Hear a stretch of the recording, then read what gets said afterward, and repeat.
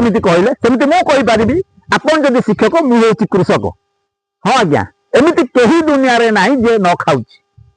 ଏମିତି ବହୁତ ଲୋକ ଅଛନ୍ତି ପାଠ ପଢି ନାହାନ୍ତି କିନ୍ତୁ ଖାଉଛନ୍ତି, କାରଣ ପେଟ ପାଇଁ ଦାନା ଦରକାର, ପାଠ ନୁହେଁ ଆଜ୍ଞା।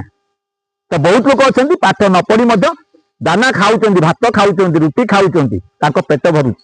ମୁଁ ହେଉଛି ସେଇ କୃଷକ ଯିଏକି ଗୋଟେ ସାଧାରଣ ଭିକାରୀ ଠାରୁ ଆରମ୍ଭ କରି ରାଷ୍ଟ୍ରପତି ହଉ, ପ୍ରଧାନମନ୍ତ୍ରୀ ହଉ, ନେତା ହଉ, ଜନତା ହଉ, ଅଭିନେତା ହଉ, ବୈଜ୍ଞାନିକ ହଉ, ଶିକ୍ଷକ ହଉ, ସମସ୍ତଙ୍କୁ ଖାଦ୍ୟ ଯୋଗାଏ। ଆପଣମାନେ ଯୋଉ ଖାଦ୍ୟ ଖାଉଛନ୍ତି ତାହା ବି ମୁଁ ଯୋଗାଏ, କିନ୍ତୁ ମୁଁ କେବେ କହେନି ଯେ ମୋର ଦାବି ପୂରଣ ନହେଲେ ମୁଁ ଜାଳିଦେବି, ପୋଡ଼ିଦେବି, ଭାଙ୍ଗିଦେବି। ଏ କଥା ମୁଁ କେବେ ବି କହେନି, ଆଉ କହିବା ବି ଅନୁଚିତ। କାରଣ ଆମେ ଜାଣିଛୁ ଆମେ ମାଟିର ମଣିଷ, ମାଟିରେ ମିଶିବୁ, ମାଟିରେ ଖଟିବୁ। ଆଜି ହାରିବୁ, କାଲି ପୁଣି ଠିଆ ହବୁ।